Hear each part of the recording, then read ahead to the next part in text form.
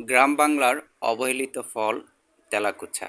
এটি বাংলাদেশের যত্রতত্র সব জায়গায় পাওয়া যায়। অনেকে এটাকে আহ, মিথ্যা গুজব রটায় যে এটা বিষাক্ত ফল। এটা না জানার কারণে বলে। আবার এটা দেখা যায় বন জঙ্গলে পাখির খাবার হিসেবে মূলত এটা আমরা দেখি।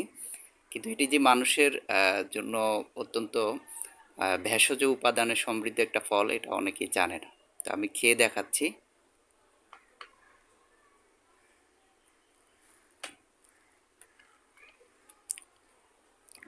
এটা কিন্তু পাকলে আপনার একটু টক হবে। আহ, খুব ভালো, খুব টেস্টি বলবো না। যারা সাধারণত একটু টক জাতীয় ফল পছন্দ করেন তাদের জন্য এটা ভালো। তবে এটি যে ভেষজ গুণে গুণান্বিত, এটা নিয়ে বিস্তর বলার এই ভিডিওতে সম্ভব না। তবে আপনার পেটে যদি সমস্যা থাকে, বিশেষ করে যাদের টয়লেটের সমস্যা হচ্ছে, পাকস্থলিতে খাদ্য হজমের সমস্যা হচ্ছে, পাইলস আছে, তারা এটা অনায়াসে খেতে পারেন।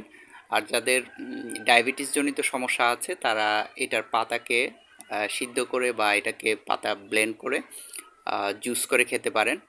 এটার যে শিকড়, এটাও কিন্তু ভেষজ। তো আমি সবাইকে উৎসাহিত করছি, আপনার আশেপাশে যদি এটা দেখে থাকেন তাহলে অবশ্যই খাবেন। এবং আপনার বিশেষ করে গৃহপালিত যে মুরগি আছে, মুরগিকেও খেতে দেবেন। তো ঠিক আছে, আল্লাহ হাফেজ, আসসালামু আলাইকুম।